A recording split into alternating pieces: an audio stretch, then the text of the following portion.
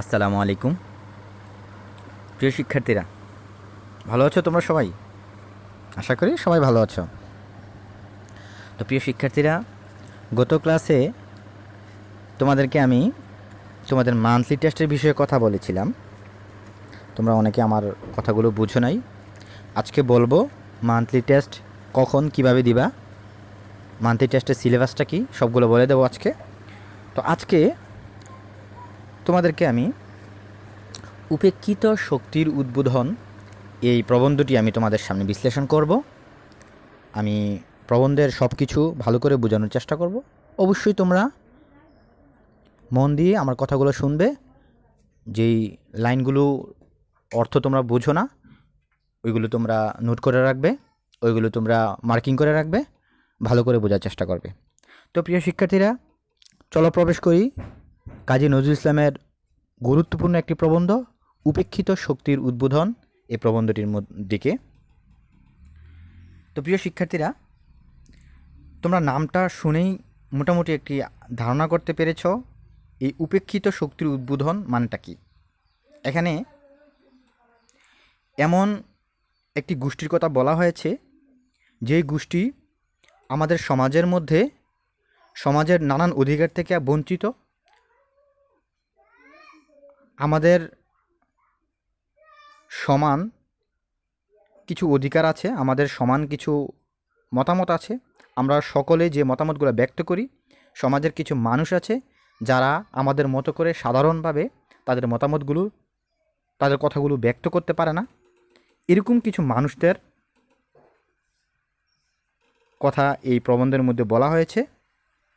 তো প্রিয় শিক্ষার্থীরা, প্রবন্ধটি আমি শুরু করছি।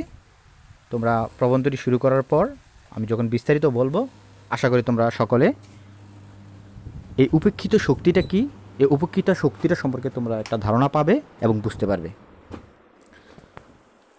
প্রিয় শিক্ষার্থীরা, এই প্রবন্ধের শুরুতে কবি কাজী নজরুল ইসলাম আমাদের প্রিয় কবি, আমাদের বিশ্বকবি রবীন্দ্রনাথ ঠাকুরের দুটি কবিতার উক্তি তিনি এখানে এনেছেন। লাইনটা হচ্ছে এরকম: হে মোর দুর্ভাগা দেশ, যাদের করেছ অপমান, অপমানে হতে হবে তাদের সবার সমান।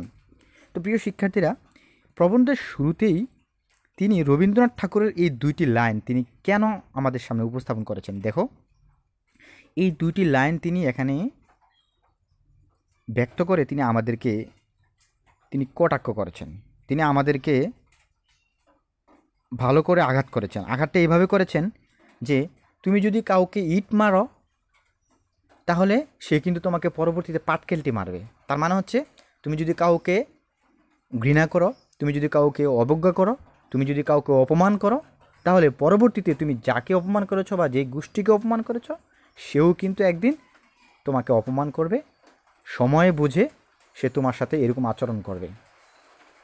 ইংলিশে একটি প্রবাদ বাক্য আছে, মে হে হোয়াইল দ্য সানশাইন, অর্থাৎ ঝুপ বুঝে কূপ মারো। তার মানে হচ্ছে, আমাদের এই বর্তমান সমাজের মধ্যে যারা সুযোগ সন্ধানী ব্যক্তি, তাদের আজকে সময় ভালো, তারা আজকে সুযোগের সদ্ব্যবহার করতে পারে। এজন্য তারা ছোটো লোকদের প্রতি, গরিব মানুষদের প্রতি বা খেটে খাওয়া মানুষদের প্রতি অবিচার করে। একদিন এমন সময় আসবে যখন সুযোগ সন্ধানী ব্যক্তিরা বিপদে পড়বে, এবং সুযোগ সন্ধানী ব্যক্তিদেরকে ঠিক আজকে তারা যাদের উপরে এরকমভাবে অত্যাচার করতেছে, যাদের উপরে এরকমভাবে ছোটো লোক বলে গালি দিচ্ছে, তারা কিন্তু তাদেরকে ওই একই আচরণ তাদের প্রতি তারা করবে। এই কথাগুলোই কবি কাজী নজরুল ইসলাম রবীন্দ্রনাথ ঠাকুরের এই উক্তির মাধ্যমে আমাদেরকে বলে দিয়েছেন। হে মোর দুর্ভাগা দেশ, হে আমার দুর্ভাগ্য দেশ, যাদের করেছ অপমান, অর্থাৎ যেই খেটে খাওয়া মানুষদেরকে আমরা অপমান করছি, অপমানে হতে হবে তাহাদের সবার সমান। একদিন এমন সময় আসবে যেই সময় তাদের কাছে আমাদেরকে অপমানিত হতে হবে।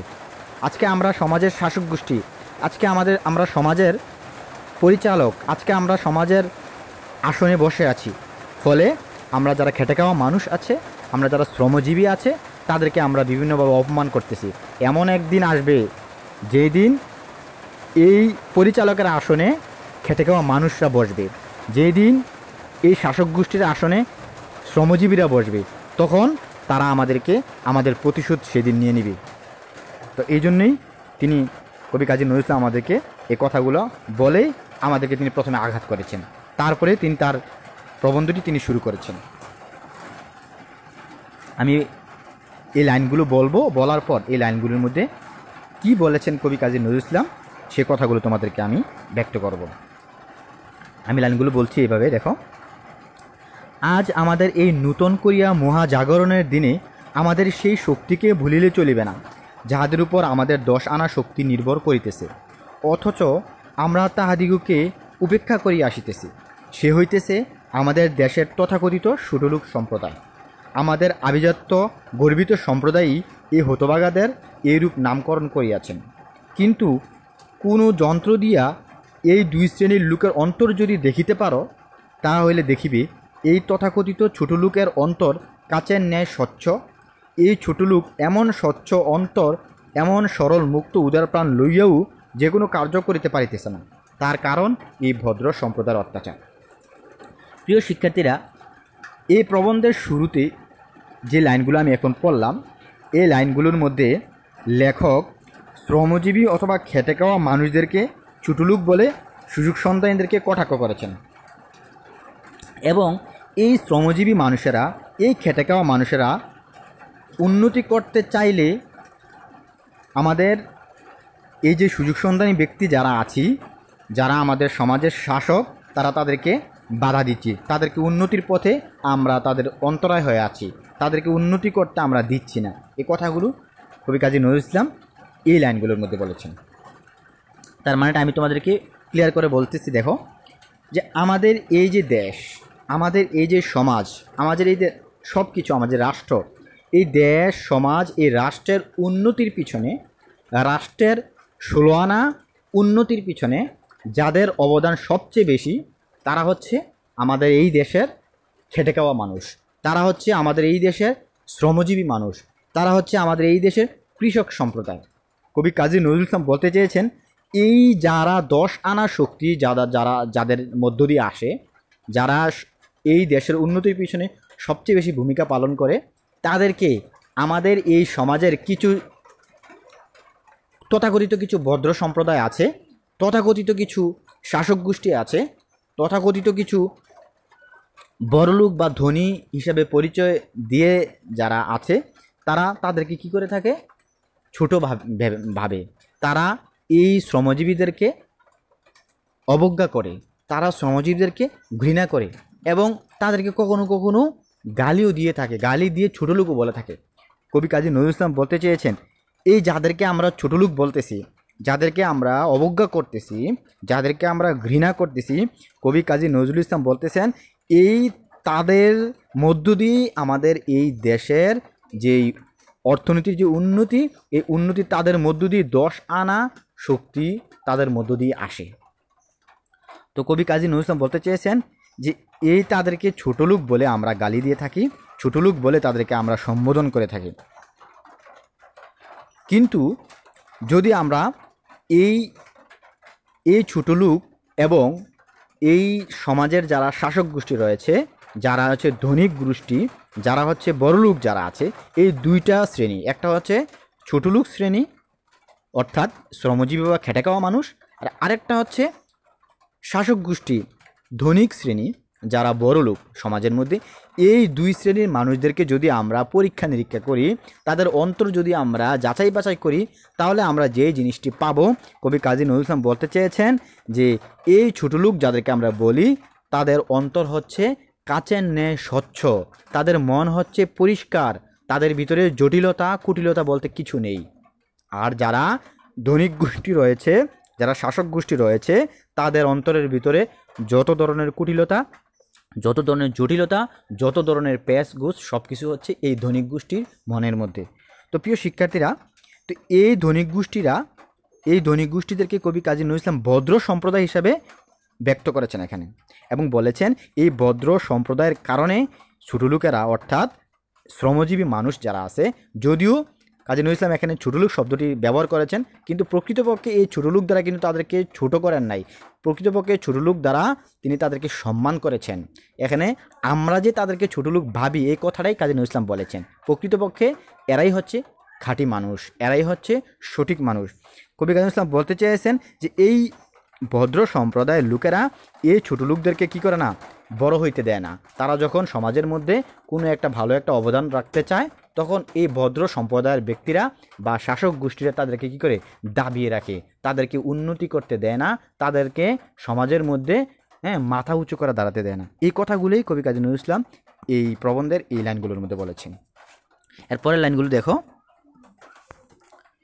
সে বেচারা জন্ম হইতে এই ঘৃণা উপেক্ষা পাইয়া নিজেকে এত ছোট মনে করে, সংকুচ জড়তা তাহার স্বভাবের সঙ্গে এমন ওতপ্রোতভাবে জড়াইয়া যায় যে সেও যে আমাদের মতোই মানুষ, সেও যে এক আল্লাহর সৃষ্টি, তাহারও যে মানুষ হইবার সমান অধিকার আছে, তাহা সে একেবারে ভুলিয়া যায়। যদি কেউ এই উৎপীড়নের বিরুদ্ধে বিদ্রোহাচরণ করে, অমনি আমাদের ভদ্র সম্প্রদায় তার মাথায় প্রচণ্ড আঘাত করিয়া তাহাকে অজ্ঞান করিয়া ফেলে। এই হতভাগাদিগকে, আমাদের এই সত্যিকার মানুষদিগকে আমরা এরকম অবহেলা করিয়া চলিয়াছি বলিয়াই আজ আমাদের এত অধপতন। তাই আমাদের দেশে জনশক্তি বা গণতন্ত্র গঠিত হইতে পারিতেছে না। হইবে কিরূপে? দেশের অধিবাসী লইয়াই তো দেশ এবং ব্যক্তির সমষ্টিই তো জাতি। তো প্রিয় শিক্ষার্থীরা, এই লাইনগুলোর মধ্যে কবি কাজী নজরুল ইসলাম বলতে চেয়েছেন যে এই যাদেরকে আমরা ছোটো লোক বলতেছি, যাদেরকে আমরা এত অবজ্ঞা করতেছি, এই মানুষগুলা, এদের উপরে আমরা এত বেশি পরিমাণে অত্যাচার করতেছি, এত বেশি পরিমাণে তাদেরকে অবজ্ঞা করতেছি, এত বেশি পরিমাণে তাদেরকে ঘৃণা করতেছি, ফলে তারা অবজ্ঞা পেয়ে, ঘৃণা পেয়ে তারা কী করতে পারতেছে না, তারা যে মানুষ, এই মানুষ হিসেবে তারা সমাজে পরিচয় দিতে পারতেছে না। তারা যে মানুষ, তারা যে সমাজের একটা গুরুত্বপূর্ণ একটা অংশ তারা যে দখল করে আছে, এই বিষয়গুলো তারা সমাজের মধ্যে পরিচয় দিতে পারতেছে না। মানুষ হিসেবে তারা আমাদের মতো সবার সামনে নিজেদের পরিচয় তুলে ধরতে পারতেছে না। এই কথাগুলোই কবি কাজী নজরুল ইসলাম বলতে চেয়েছেন। এবং বলতে চেয়েছেন যে যখন তাদের পক্ষ নিয়ে, অর্থাৎ এই ছোটো লোকদের পক্ষ নিয়ে, এই গরিবদের পক্ষ নিয়ে যদি কেউ ধনিক গোষ্ঠীর বিরুদ্ধে যখন বিদ্রোহ করতে আসে, ধনিক শ্রেণীর বিরুদ্ধে যদি কেউ কথা বলতে আসে, তখন ধনিক শ্রেণীরা ওই লোককে, ওই বিদ্রোহী ব্যক্তিকে এমনভাবে শাস্তি দিয়ে থাকে বা ওই বিদ্রোহী লোকের বিরুদ্ধে এমন আচরণ করে থাকে, পরবর্তীতে ওই বিদ্রোহ লোক মাথা উঁচু করে আর দ্বিতীয়বার কথা বলার সাহস পায় না। এই কথাগুলোই কবি কাজী নজরুল ইসলাম এখানে বলতে চেয়েছেন। আর আরও বলতে চেয়েছেন যে এই অত্যাচারের বিরুদ্ধে যদি, এই উৎপীড়নের বিরুদ্ধে যদি কেউ কথা বলতে চায়, তাদেরকে শাস্তি দিয়ে থাকে, তাদের সাথে খারাপ আচরণ করে থাকে।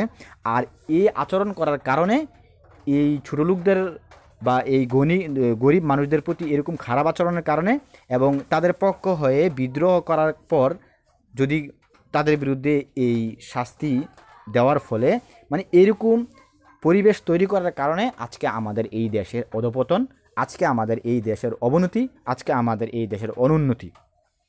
কবি কাজী নজরুল ইসলাম বলতে চেয়েছেন আজকে আমাদের এই দেশটি একটি গণতান্ত্রিক দেশ, যদিও নামে গণতন্ত্র, কিন্তু প্রকৃতপক্ষে গণতন্ত্রের কিছুই নেই এই দেশের মধ্যে। গণতন্ত্র মানে হচ্ছে একটি দেশের মধ্যে সকলের মতামত সমানভাবে প্রতিষ্ঠা পাবে। গণতন্ত্র মানেই হচ্ছে সকলে একই প্ল্যাটফর্মে দাঁড়াবে, সকলে তাদের মতামতগুলো সুন্দরভাবে ব্যক্ত করবে। কিন্তু আজকে এই দেশের মধ্যে, এই সমাজের মধ্যে ধনিক শ্রেণীর লোকেরাই সব কিছু করতেছে। যারা গরিব শ্রেণীর মানুষ আছে, যারা খেটে খাওয়া মানুষ আছে, যারা শ্রমজীবী আছে, তাদের মতামতকে প্রাধান্য দেওয়া হচ্ছে না। তাদের মতামতকে উপেক্ষা করে আজকে ধনিক শ্রেণীরা আজকে এই দেশ শাসন করতেছে। ফলে আজকে আমাদের এই দেশের অবনতি হচ্ছে। আমাদের এই দেশের যে অর্থনীতি আস্তে আস্তে ভেঙে যাচ্ছে। এই দেশের অর্থনীতিকে বৃদ্ধি করার পিছনে যাদের অবদান 10 আনা, যাদের অবদান আছে, তাদের অবদানকে আজকে অস্বীকার করা হচ্ছে। ফলে আজকে আমাদের এই দেশ অধপতনের দিকে চলে যাচ্ছে। তো এই কথাগুলোই আমাদের কবি কাজী নজরুল ইসলাম বলতে চেয়েছেন যে তাদেরকে অবহেলা করার কারণে আজকে আমাদের এই অধপতন, আজকে আমাদের এই খারাপ অবস্থা, এই ভয়াবহ পরিণতি আমাদের কাছে গুনতে হচ্ছে। তো প্রিয় শিক্ষার্থীরা, আশা করি তোমরা এই লাইনগুলো বুঝতে পেরেছ। এর পরবর্তী লাইনগুলো ধরো। আর সে দেশকে, সে জাতিকে যদি দেশের জাতির সকলে বুঝিতে না পারে, এখানে দেশকে বলতে ওই ছোটলোক সম্প্রদায়কে বোঝানো হচ্ছে, জাতিকে বলতে ওই ছোটলোক সম্প্রদায়কে বোঝানো হচ্ছে, তাদের সমষ্টির মধ্য দিয়ে হচ্ছে আমাদের এই দেশ। উনি বলতে যাচ্ছেন যদি এই দেশকে অর্থাৎ ওই ছোটলোকদেরকে, ওই গরিবদেরকে, ওই জাতিকে, তাদেরকে যদি আমরা কী করে বুঝতে না পারি, তবে তার উন্নতির আশা করা আর আকাশে অট্টালিকা নির্মাণের চেষ্টা করা একই কথা। তোমাদের এই আভিজাত্য গর্বিত ভণ্ড মিথ্যুক ভদ্র সম্প্রদায় দ্বারা, যাহাদের অধিকাংশেরই দেশের জাতির প্রতি সত্যিকার ভালোবাসা নেই, মনে করো কি দেশ উদ্ধার হইবে, জাতি গঠন হইবে? তার মানে হচ্ছে উনি বলতে চেয়েছেন যে এই যে যারা ভদ্র সম্প্রদায়, এখানে ভদ্র সম্প্রদায় বলে কবি কাজী নজরুল ইসলাম তাদেরকে কটাক্ষ করেছেন। যারা গর্বিত সম্প্রদায়, কবি কাজী নজরুল ইসলাম বলতে চান এই গর্বিত সম্প্রদায়, এই ভণ্ড, এই মৃত্যুক ভদ্র সম্প্রদায়ের দ্বারা যে দেশের উন্নতি হবে, দেশ এবং জাতি গঠন হবে, এটা কখনোই সম্ভব না। কাজী নজরুল ইসলাম আমাদেরকে এই কথাগুলোই তিনি এখানে বলতে চেয়েছেন। এরপরে দেখো, তোমরা ভদ্র সম্প্রদায় মানি, দেশের দুর্দশা জাতির দুর্গতি বুঝো, কার্যক্ষেত্রে নামিয়া কার্য করিবার শক্তি তোমাদের আছে কি? না, নেই। একথা যে নিরেট সত্য তাহা তোমরাই বুঝো। কাজেই তোমাদের এই দেশকে জাতিকে উন্নতি করিবার আশা ওই কথাতেই শেষ হইয়া যায়। কিন্তু যদি একবার আমাদের এই জনশক্তিকে উদ্বুদ্ধ করিতে পারো, তাহাদিগকে মানুষ বলিয়া ভাই বলিয়া কুল দিবার তোমার উদারতা থাকে, তাহাদিগকে শক্তির উন্মেষ করিতে পারো, তাহা হইলে দেখিবে তুমি শতবৎসর ধরিয়া প্রাণপণে চেষ্টা সত্ত্বেও যে কাজ করিতে পারিতেছ না, একদিনে সে কাজ সম্পূর্ণ হইবে। একথা হয়তো তোমার বিশ্বাস হইবে না। একবার মহাত্মা গান্ধীর কথা ভাবিয়া দেখো দেখি, তিনি আজ ভারতে কি অসাধ্য সাধন করিতে পারিয়াছেন। প্রিয় শিক্ষার্থীরা, এই লাইনগুলোর মধ্যে কবি কাজী নজরুল ইসলাম যে কথাগুলো বলতে চেয়েছেন সেগুলো হচ্ছে যে যারা আজকে সমাজের মধ্যে ভদ্র সম্প্রদায় বা ধনিক শ্রেণী হিসাবে বা শাসক গোষ্ঠী হিসাবে আজকে পরিচিত, তাদের দ্বারা যে দেশ এবং জাতির উন্নতি হবে তা কখনোই সম্ভব না। কারণ তারা কখনোই ওই গরিব শ্রেণীর মানুষদের মতো, তারা কখনোই ওই ছোটো লোকদের মতো খেতে খামারে গিয়ে কাজ করবে না, মাঠে ময়দানে গিয়ে কাজ করবে না। তারা বরঞ্চ বড় বড় বুলি আউড়িয়ে চলবে, চাপা মারবে, তারা টকশুতে এসে কথা বলবে, তারা পেপার পত্রিকায় হাইলাইট হয়ে থাকবে, কিন্তু প্রকৃতপক্ষে তারা মাঠে ময়দানে গিয়ে গরিব মানুষদের মতো দেশের জন্য কাজ করবে না। কারণ তাদের মধ্যে ওই গরিব মানুষদের মতো, ওই সত্যিকার মানুষদের মতো প্রকৃত ভালোবাসা দেশের জন্য তাদের মধ্যে নাই। সুতরাং তারা বড় বড় বুলি আউড়াবে, তারা বড় বড় কথা বলবে, কিন্তু প্রকৃত কার্যের ক্ষেত্রে গেলে তারা পিছপা হয়ে যাবে। এই কথাগুলোই কবি কাজী নজরুল ইসলাম এই লাইনগুলোর মধ্যে বলেছেন। এবং তিনি এই লাইনগুলোর একেবারে শেষের দিকে এসে তিনি আমাদেরকে বলতে চেয়েছেন যে আজকে আমরা একজন ব্যক্তিকে আমরা সবাই ভালো করে চিনি। সেই ব্যক্তির নাম হচ্ছে মহাত্মা গান্ধী, যিনি হচ্ছেন এই ভারতের জনক যাকে বলা হয়, যিনি ভারতকে প্রতিষ্ঠিত করার পিছনে, ভারতকে বিশ্বের সামনে প্রতিষ্ঠিত করার পিছনে যার অবদান সবচেয়ে বেশি, তিনি হচ্ছেন মহাত্মা গান্ধী। তো এই মহাত্মা গান্ধীর কথা স্মরণ করেছেন কবি কাজী নজরুল ইসলাম এই লাইনগুলোর শেষের দিকে। কেন স্মরণ করেছেন? তিনি বলতে চেয়েছেন যে এই যে মহাত্মা গান্ধী যিনি ছিলেন, তিনি একেবারে খেটে খাওয়া মানুষদেরকে, শ্রমজীবী মানুষদেরকে, গরিব মানুষদেরকে তিনি সবসময় বুকে টেনে নিয়েছেন। যখনই তিনি কোনো একটা কিছু করতে আগ্রহ প্রকাশ করতেন, তখনই তিনি শ্রমজীবী মানুষদেরকে সামনের কাতারে রাখতেন। যখনই তিনি দেশের উন্নতি করার চিন্তা করতেন, তখন তিনি কৃষকদের যেই পরিশ্রম, এই শ্রমকে তিনি সামনে নিয়ে এসেছেন। যখনই তিনি দেশকে সামনে এগিয়ে নিয়ে যাওয়ার কথা চিন্তা করেছেন, তখনই তিনি গরিব মানুষদেরকে তিনি সামনে রেখেছেন, তাদের যেই শক্তি, এই শক্তি কাজে লাগানোর চেষ্টা করেছেন। ফলে এই গরিব মানুষেরা, ফলে খেটে খাওয়া মানুষেরা, শ্রমজীবীরা মহাত্মা গান্ধীর ডাকে সাড়া দিয়েছেন, তার কথা শুনেছেন, তিনি যা বলেছেন তা তারা মেনে নিয়েছেন, এবং এর দ্বারা তিনি একদিন এই ভারতবাসীর, এই ভারতের তিনি অনেক উন্নতি সাধন করেছিলেন। তিনি অসাধ্যকে সাধন করেছিলেন, সকল মানুষকে তিনি একটি প্ল্যাটফর্মের মধ্যে তিনি দাঁড় করিয়েছিলেন। এই জন্য কবি কাজী নজরুল ইসলাম আমাদেরকে মহাত্মা গান্ধীর কথা স্মরণ করে দিয়েছেন এবং বলেছেন যে আমাদেরকে দেশকে উন্নতি করতে হলে, আমাদের দেশকে এগিয়ে নিতে হলে মহাত্মা গান্ধীর মতোই সাধারণ মানুষদেরকে আমাদেরকে ভালোবাসতে হবে, সাধারণ মানুষদেরকে বুকে টেনে নিতে হবে, সাধারণ মানুষদের পাশে দাঁড়াতে হবে। প্রিয় শিক্ষার্থীরা, এই কথাগুলোই এখানে তিনি বলেছেন। এরপরের লাইনগুলো দেখো।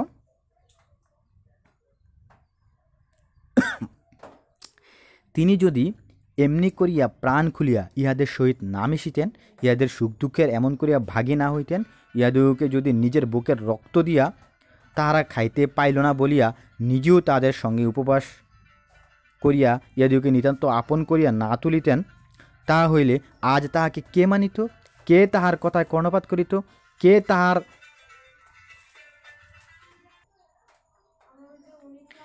তাহার কথায় কর্ণপাত করিত? কে তাহার একটি ইঙ্গিতে এমন করিয়া বুক বাড়াইয়া মরিতে পারিত? তাহার আভিজাত্য গৌরব নাই, পদগৌরবের অহংকার নাই, অনায়াসে প্রাণের মুক্ত উদারতা লইয়া তোমাদের ঘৃণ্য এই ছোটলোককে বক্ষে ধরিয়া ভাই বলিয়া ডাকিয়াছেন। সে আহ্বানে জাতিভেদ নাই, ধর্মভেদ নাই, সমাজভেদ নাই। সে যে ডাকার মতো ডাকা, তাই নিখিল ভারতবাসী এই উপেক্ষিত হতভাগারা তাহার দিকে এত হা হা করিয়া ব্যগ্রবাহু মেলিয়া ছুটিয়াছে। হায়, তাহাদের যে আর কেহ কখনো এমন করে এত বুক ভরা স্নেহ দিয়ে আহ্বান করেন নাই। এই মহা আহ্বানে কি তাহারা সাড়া না দিয়া পারে? যদি পারো, এমনি করিয়া ডাকো, এমনি করিয়া এই উপেক্ষিত শক্তির বোধন করো, দেখিবে ইহারা দেশে যুগান্তর আনিবে, অসাধ্য সাধন করিবে। প্রিয় শিক্ষার্থীরা, কবি কাজী নজরুল ইসলাম এই লাইনগুলোর মধ্যে শ্রমজীবীদের প্রতি মহাত্মা গান্ধীর যে অফুরন্ত ভালোবাসা, শ্রমজীবীদের প্রতি মহাত্মা গান্ধীর যে স্নেহ, মায়া, মমতা এবং উদারতা, সেই উদারতার কথা আমাদের সামনে তিনি তুলে ধরেছেন। এবং এই তাদের প্রতি ভালোবাসার দরুন মহাত্মা গান্ধী যে একটি অসাধ্যকে সাধন করিয়াছেন, কবি কাজী নজরুল ইসলাম আমাদেরকে বলতে চেয়েছেন, আমরা যদি মহাত্মা গান্ধীর মতো সাধারণ মানুষদেরকে, খেটে খাওয়া মানুষদেরকে যদি আমরা বুকে টেনে নেই, তাদের কথা, তাদের পাশে, তাদের বিপদ আপদে যদি আমরা তাদের পাশে দাঁড়াই, তাহলে আমরাও মহাত্মা গান্ধীর মতো একদিন অসাধ্যকে সাধন করতে পারবো।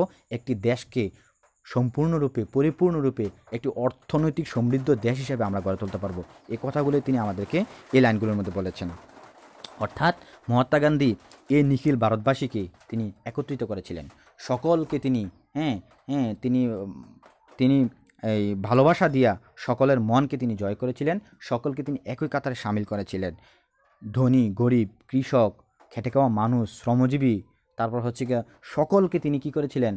একই কাতারে সামিল করেছিলেন। সকলকে তিনি বুক ভরে ভালোবাসা দিয়েছিলেন, সকলের প্রতি তিনি মায়া, মমতার উদারতা দেখিয়েছিলেন এবং তিনি মাঠে ময়দানে তাদের হয়ে তিনি কাজ করেছিলেন। আর এই জন্যই বিপদে আপদে দেশের সর্বাবস্থায় মহাত্মা গান্ধী যখন ডাক দিতেন, তখন এই ধনিক শ্রেণীরা, এই গরিব শ্রেণীরা, এই খেটে খাওয়া মানুষেরা তার ডাকে সাড়া দিতেন এবং একই কাতারে সামিল হয়ে সকল ভেদাভেদ বলে গিয়ে সবাই দেশের উন্নতির জন্য কাজ করতেন। তো উনি বলতে চেয়েছেন কাজী নজরুল ইসলাম যে আমরাও যদি মহাত্মা গান্ধীর মতো এরকম বুক ভরা ভালোবাসা দিয়ে তাদেরকে ডাকি, তাদের প্রতি স্নেহ মমতার হাত বাড়িয়ে দেই, তাহলে আমরাও একদিন অসাধ্যকে কী করতে পারবো? সাধন করতে পারবো। একদিন এই খেটে খাওয়া মানুষেরা, শ্রমজীবীরা একদিন দেশের মধ্যে এক বিশাল যুগান্তকারী এক ঘটনা ঘটিয়ে দিবে। এই দেশকে তারা উন্নতির একেবারে উচ্চ আসনে তারা সমাহিত করবে, দেশকে উন্নতির শিখরে তারা নিয়ে যাবে, যদি আমরা মহাত্মা গান্ধীর মতো এভাবে কী করতে পারি? এই সাধারণ মানুষদেরকে যদি ভালোবাসতে পারি। এই কথাগুলোই কবি কাজী নজরুল ইসলাম বলেছেন। প্রিয় শিক্ষার্থীরা, তোমাদের প্রবন্ধের একেবারে শেষের দিকে চলে এসেছি। এই শেষ লাইনগুলো তোমরা দেখো। ইহাদিগকে উপেক্ষা করিবার, মানুষকে মানুষ হইয়া ঘৃণা করিবার তোমার কি অধিকার আছে? ইহা তো আত্মার ধর্ম নয়, তাহার আত্মা তোমার আত্মার মতোই ভাস্বর, আর একই মহান আত্মার অংশ। তোমার জন্মগত অধিকারটাই এত বড়? তুমি যদি এই চণ্ডাল বংশে জন্মগ্রহণ করিতে, তাহা হইলে তোমার মতো ভদ্রলোকদের দেওয়া এইসব হতাদর উপেক্ষার আঘাত, বেদনার নির্মমতা একবার কল্পনা করিয়া দেখো দেখি। ভাবিতে তোমার আত্মা কি সরিয়া উঠিবে না? আমাদের এই পতিত চণ্ডাল ছোটলোক ভাইদের বুকে করিয়া তাহাদেরকে আপন করিয়া লইতে, তাহাদেরই মতো দিন বসন পড়িয়া তাহাদের প্রাণে তোমারও প্রাণ সংযোগ করিয়া শিরে তার সম্মুখে আসিয়া দাঁড়াও, দেখিবে বিশ্ব তোমাকে নমস্কার করিবে। এসো, আমাদের উপেক্ষিত ভাইদের হাত ধরিয়া আজ বোধন বাসিতে সুর দেই। কিসের দুঃখ, কিসের দৈন্য, কিসের লজ্জা, কিসের ক্লেশ। প্রিয় শিক্ষার্থীরা, খুবই চমৎকার একটি প্রবন্ধ, বাস্তবতার যেই দৃষ্টান্ত, এই দৃষ্টান্ত এই প্রবন্ধের মধ্যে কবি কাজী নজরুল ইসলাম আমাদেরকে দিয়েছেন। এবং আমাদের এই সমাজের মধ্যে যারা আজকে উপেক্ষিত, যাদেরকে আজকে আমাদের মতো করে গণ্য করা হয় না, যাদেরকে অবজ্ঞা করা হয়, আমাদের এই সমাজের কিছু সুযোগ সন্তানী ব্যক্তি যাদেরকে কী করে? ঘৃণা বলে প্রত্যাখ্যান করে। কবি কাজী নজরুল ইসলাম বলতে চেয়েছেন, আমরা যে কাজগুলো করতেছি এগুলো আমাদের জন্য কখনোই উচিত নয়। আমাদের দেশের উন্নতির পিছনে এগুলো হচ্ছে অন্যতম একটি বাধা। কবি কাজী ইসলাম তাই বলতে চেয়েছেন আমাদেরকে কী করতে হবে, যাদেরকে আজকে আমরা চণ্ডাল বলতেছি, যাদেরকে আমরা নিম্ন শ্রেণীর মানুষ বলতেছি, যাদেরকে আমরা ছোটো লোক বলতেছি, যাদেরকে আমরা ঘৃণাভরে প্রত্যাখ্যান করছি, কবি কাজী ইসলাম বলতে চেয়েছেন তাদেরকে এরকম করা যাবে না, তাদেরকে চণ্ডাল বলা যাবে না, তাদেরকে তাদের কাতারে সামিল হয়ে আমাদেরকে তাদের কাঁধে কাঁধ মিলে তাদের সাথে কাজ করতে হবে। হ্যাঁ, আর এরকম যদি করতে পারি, যে কাজগুলো করেছিলেন আমাদের ভারতের জাতির জনক মহাত্মা গান্ধী, যে কাজগুলো করেছিলেন আমাদের বাংলাদেশের স্বপ্নদ্রষ্টা বঙ্গবন্ধু শেখ মুজিবুর রহমান, এই কাজগুলো তারা যেভাবে করেছিলেন আমরাও যদি কী করি তাদের মতো করে সকলকে একই কাতার সামিল করতে পারি, তাহলে একদিন আমাদের এই দেশ উন্নতির শিখরে এগিয়ে যাবে। একদিন আমরা কাঁধে কাঁধ মিলিয়ে আমরা কী করতে পারবো, দেশের উন্নতি করতে পারবো। আমাদের মধ্যে যদি এই দুঃখ, দৈন্য, লজ্জা, ক্লেশ এগুলো যদি দূর হয়ে যায়, তাহলে আমরাও একদিন বিশ্বের সামনে মাথা উঁচু করে দাঁড়াতে পারবো। এই কথাগুলোই কবি কাজী নজরুল ইসলাম এই প্রবন্ধের মধ্যে বলেছেন। মোট কথা হচ্ছে, আমাদের দেশে যারা উপেক্ষিত শক্তি যারা রয়েছে, যারা গরিব মানুষ রয়েছে, যাদেরকে আমরা ছোটো লোক বলি, প্রকৃতপক্ষে তারা যদিও ছোটো লোক নয়, তারাই হচ্ছে প্রকৃতপক্ষে মানুষ। তাদেরকে যদি আমরা কী করি, আমাদের মতো করে ভাবি, আমাদের মতো অধিকার তাদেরকে যদি আমরা দেই, তাহলে একদিন আমাদের এই দেশ, আমাদের এই জাতি, আমাদের এই সমাজ সামনে এগিয়ে যাবে। তারা একটি যুগান্তকারী ঘটনা আমাদেরকে ঘটিয়ে দিতে পারবে। তারা উন্নতির যে সর্বোচ্চ আসন, সেই সর্বোচ্চ আসনে আমাদের দেশকে নিয়ে যেতে পারবে। এই কথাগুলি কবি কাজী ইসলাম এই প্রবন্ধের মধ্যে বলেছেন। তো প্রিয় শিক্ষার্থীরা, প্রবন্ধটি তোমরা নিজেরা আবার পড়বা, ভালো করে বোঝার চেষ্টা করবা। তো তোমাদেরকে আমি শেষ পর্যায়ে আমি যে কথাগুলো বলতে চাচ্ছি সেগুলো হচ্ছে যে, আমি তোমাদেরকে বলেছিলাম যে একটি মান্থলি টেস্ট পরীক্ষা নেব, এবং এই পরীক্ষাটা আগামী বৃহস্পতিবারে নেবার কথা বলেছিলাম। তো কলেজ থেকে, স্কুল থেকে তোমাদের এই পরীক্ষার যে ডেট, এই ডেটটি পিছানো হয়েছে। তো তোমাদের এই বাংলা প্রথম পত্র মান্থলি টেস্ট যে পরীক্ষাটা, সেই পরীক্ষাটা হবে আগামী ক্লাসে, অর্থাৎ আগামী রবিবারে, এবং তোমাদেরকে পরীক্ষার সিলেবাস দেওয়া হয়েছে। তো ওই সিলেবাসের মধ্যে পরীক্ষার সময়ের কথা বলা আছে। তো তোমরা রবিবারে এই বাংলা প্রথম পত্র মান্থলি টেস্ট পরীক্ষা দিবে, এবং মান্থলি টেস্টের জন্য তোমাদেরকে আমি গত ক্লাসের সময় একটি পিডিএফ ফাইল দিয়েছিলাম, যে ফাইলের মধ্যে তোমাদের একটি ছোট গল্প এবং একটি কবিতা থেকে কতগুলো জ্ঞানমূলক প্রশ্ন এবং সৃজনশীল প্রশ্ন দেওয়া ছিল। তোমরা ওই মান্থলি টেস্টের জন্য ওই জ্ঞানমূলক প্রশ্নগুলো মুখস্থ করে ফেলবা, আর সৃজনশীল প্রশ্ন যেগুলো দিয়েছিলাম ওইগুলো প্র্যাকটিস করবা। ওইগুলো থেকেই পরীক্ষায়, মান্থলি টেস্ট পরীক্ষায় প্রশ্ন আসবে। তো জ্ঞানমূলক আমি দেব না পরীক্ষায়, জ্ঞানমূলকগুলোকে আমি বহু নির্বাচনী আকারে বানিয়ে তারপরে পরীক্ষায় তোমাদের 10 মার্ক দেব। আর সৃজনশীল প্রশ্ন যে 5টা দিয়েছিলাম ওই পিডিএফ ফাইলের মধ্যে, ওই 5টা থেকেই আমি মিলিয়ে একটি প্রশ্ন আমি 10 মার্কের দেব। তো তোমরা পরীক্ষার জন্য প্রস্তুতি নিবে। আর কিছু তোমাদের কোনো বুঝতে সমস্যা হলে, বোঝার বাকি থাকলে তোমরা আমাকে হোয়াটসঅ্যাপে কমেন্ট করো, আমি তোমাদেরকে বুঝিয়ে দেব। আর পরীক্ষা কিভাবে দিবা সেটা হচ্ছে যে, তোমরা হোমওয়ার্ক দিচ্ছ অনেক স্যারদের এই ক্লাসের মধ্যে, আমি যদিও এখন হোমওয়ার্ক নিইনি। তো হোমওয়ার্ক যেই পদ্ধতিতে তোমরা দিয়েছো, ঠিক পরীক্ষাটাও ঠিক ওই পদ্ধতিতে তোমরা পরীক্ষাটা দিবা। আমি হোয়াটসঅ্যাপ থেকে তোমাদের যে পেজগুলো আছে ওই পেজগুলো আমি চেক করব, চেক করে তোমাদের কাছে আবার রিসেন্ড করব। তোমরা ওই হোমওয়ার্ক সিস্টেমে তোমরা পরীক্ষাটা দিবা। এরপরও যদি তোমাদের বুঝতে সমস্যা হয়, তোমরা আমাকে কল করো, হোয়াটসঅ্যাপে মেসেজ দাও, অথবা আমাকে ডাইরেক্ট কল করো, আমি তোমাদেরকে বুঝিয়ে দেওয়ার চেষ্টা করব। সবাই ভালো থাকো, নিজেরা বাসায় থাকো, আর পরীক্ষার জন্য প্রস্তুতি নাও। আসসালামু আলাইকুম ওয়া রাহমাতুল্লাহি ওয়া বারাকাতুহু।